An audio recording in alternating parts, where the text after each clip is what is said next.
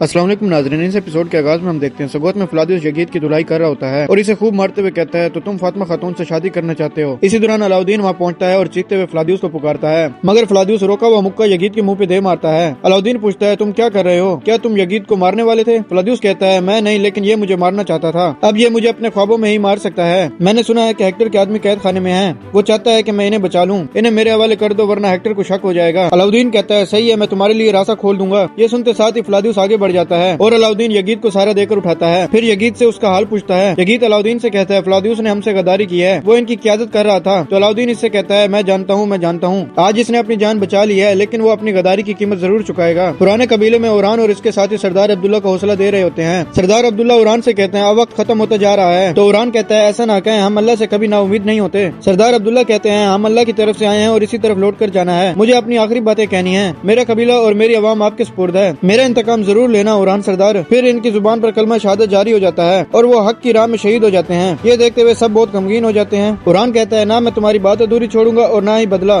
Daphne शहजादी से कहती है इस गुस्से से हमें भी हौसला मिलेगा शहजादी, आप देखेंगे उरान हमें भी कैदी बना लेगा। हमें उरान के सामने नहीं झुकना चाहिए। इधर खलील को सरदार अब्दुल्ला के कपड़ों से हेक्टर का छोड़ा हुआ खत मिलता है जिसमें लिखा होता है मुझसे बचकर भागने का कोई रास्ता नहीं। उरान हम हर जगह मौजूद हैं जहाँ अंधेरे का राज है, तुम हमेशा मौत के रूबरू होगे। तो उरान कहता है इस कबीले में बहने वाले खून के हर कतरे का हिसाब लिया जाएगा, जो भी हेक्टर का नाम लेगा इसकी सांसें रोक दी जाएंगी। फिर खड़े होकर कहता है मैं कसम खाता हूँ जो कोई भी इसके साए में छुपा है, जो कोई भी इसके पीछे है, जिन बालों में वो छुपे हैं वही इनकी कब्रें बन जाएंगी। मैं कसम खाता हूँ, मैं कसम खाता हूँ। ये अल्फाज कहते हुए उरान की आंखें नाम हो जाती हैं। फिर मंजिल तब्दील होते हैं और हम देखते हैं कबीले में फातिमा कढ़ाई करते करते सो जाती है। इसी दौरान मालूम खातून खैमे में दाखिल होती है और दोनों बेटियों को सोया हुआ देखती है। फिर हलीमा के पास बैठते हुए कहती है हलीमा तुम मेरे पास तुम्हारी माँ की अमानत हो, मेरी बागी बेटी मैं जो कुछ भी करती हूँ इसीलिए करती हूँ ताकि तुम्हें तकलीफ न पहुँचे। ये कहते साथ ही वो इसके पास रखी मिसाल बुझा देती है और फिर फातिमा के पास जाती है। वो इसकी बनी हुई कढ़ाई हाथ से ले लेती है। फिर वो कढ़ाई को देखते हुए कहती है आप फातिमा कौन तुम्हारे दिल में बस गया है, क्या इसी वजह से तुम माँ बाप के खिलाफ जा रही हो? इश्क की आग पहले गर्माती है लेकिन फिर जला देती है। मैं तुम्हारे ना चाहते हुए भी तुम्हारी हिफाजत करूंगी क्योंकि मैं जानती हूँ कि एक दिन तुम मुझे समझोगी। ये कहते साथ ही वो इस पर बिस्तर डालकर मशाल बुझा देती है। इधर फ्लादिउस एक जिंदान में दाखिल होता है जहाँ पर हेक्टर के आदमी कैद होते हैं। वो मंसूबे के मुताबिक बड़ी आसानी से काई सिपाही को पछाड़ देता है। तो हेक्टर का एक आदमी पूछता है कौन हो तुम? तो फ्लादिउस उसे खोलते हुए कहता है तुम्हें निजात दिलाने वाला। ये कहते साथ ही वो इनकी रस्सियां खोल देता है और मजीद कहता है मैं हेक्टर के नाम पर यहाँ हूँ, तुर्कों के आने से पहले हमें निकलना होगा। ये कहते और सुनते ही वो वहाँ से निकल जाते हैं। रास्ते में काई सिपाही आता है, फ्लादिउस इसे भी पछाड़ देता है। इनके आगे बढ़ जाने के बाद पीछे से अलाउद्दीन सामने आता है और सारे काई सिपाही भी उठ जाते हैं। अलाउद्दीन कहता है कोई भी रुकावट ना डाले, इन्हें भागने दो। ये कहते साथ ही अलाउद्दीन आगे बढ़ जाता है। फ्लादिउस हेक्टर के आदमियों को रास्ता दिखाते हुए कहता है यहाँ से निकल जाओ। तो एक आदमी पूछता है क्या तुम नहीं आ रहे? जवाब में फ्लादिउस कहता है मेरा काम अभी खत्म नहीं हुआ, हेक्टर इज़निक में तुम्हारा इंतजार कर रहा है। ये सुनते साथ ही वो चले जाते हैं। कबीले में शहीदों को काई झंडों से लपेटा होता है। नीलोफर सरदारान के साथ कबीले पहुँचती है और तबाही को देखते हुए गमगीन होकर कहती है हम वक्त पर नहीं पहुँच सके। वो सब घोड़े से उतर जाते हैं। लाशें लाशें देखकर वो बहुत गमगीन हो जाते हैं। शहनशाह अपने दोस्त सरदार संगूर और सरदार अब्दुल्ला के पास बैठते हुए रो देता है और कहता है आ मेरे भाई वक्त आने दो, मैं तुम्हारा इंतकाम लूंगा। तुरान और तैमूर बोगा भी आगे बढ़ते हुए सिपाहियों पर झंडे डालते हैं। औची शहनशाह से पूछता है क्या तुम इस गम से निकल पाओगे? तो शहनशाह कहता है मैं निकलूंगा, बस एक बार मुझे तैमूर ताश की मुकम्मल हिमायत मिल जाए, मैं सब कुछ संभाल लूंगा। नीलोफर आंसू साफ करते हुए दुमरुल और बालाबान के पास जाती है और इनसे पूछती है उरान साहब कहाँ हैं? मगर इसी लम्हे डेफनी आ जाती है और वो आगे बढ़ते हुए डेफनी से लिपट जाती है और इसका हाल हवाल पूछती है। तो डेफनी कहती है मैं डर गई थी लेकिन अब ठीक हूँ, अगर उरान साहब और दीगर ना होते। नीलोफर अचानक से पूछती है उरान साहब कहाँ हैं? डेफनी कहती है वो हमारे लिए ढाल बन गए, अभी वो खैमे में अस्पुरजा के साथ हैं, अगर आप उन्हें अपनी आंखों से देख लें तो बेहतर होगा। ये सुनते साथ ही नीलोफर खैमे की जानिब भाग पड़ती है। खैमे के अंदर शहजादी आगे बढ़ते हुए कहती है तुम मुझे यहाँ कैद नहीं रख सकते। उरान इसे पकड़ते हुए कहता है बहुत हो गया, तुम कहीं नहीं जा रही, तुम मेरी मेहमान हो, तुम्हें कैदी बनाने पर मुझे मजबूर न करो। ये वो महल नहीं है जहाँ तुम्हारे आजिज बाप ने तुम्हें बिगाड़ रखा था। शहजादी उरान पर हाथ उठा देती है मगर उरान इसका हाथ पकड़ते हुए कहता है अब तुम मेरी कैदी हो, आज के बाद जब मैं बैठने का कहूँ तो तुम बैठोगी और जब रुकने का कहूँ तो रुक जाओगी। इसी लम्हे नीलोफर खैमे में दाखिल होती है। ये मंजर देखते हुए नीलोफर कुछ देर सोच में पड़ जाती है मगर उरान का बहता खून देखते साथ ही भागते हुए इसके पास जाती है और कहती है उरान तुम जख्मी हो?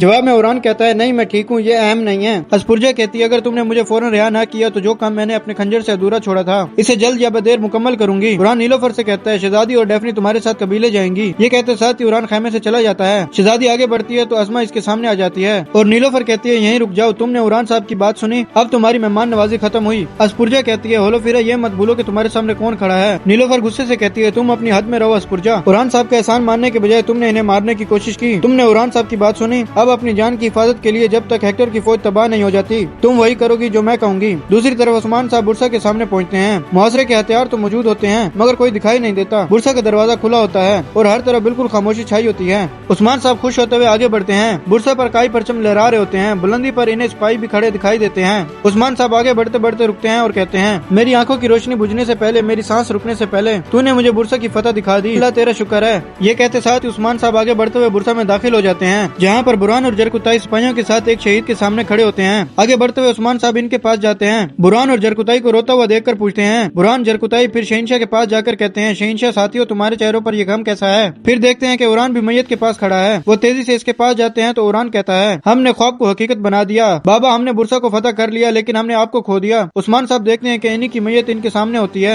वो इसे देखते हुए मुस्कुरा देते हैं। अगले ही पल उस्मान साहब की आंख खुल जाती है। वो उठकर बैठते हैं और कहते हैं, सना अल्लाह के लिए। मालूम खातून भी उठते हुए कहती हैं, खैरियत है उस्मान साहब। तो उस्मान साहब कहते हैं, खैरियत है खातून, कल अल्लाह के हुक्म से बुरसा जाऊंगा।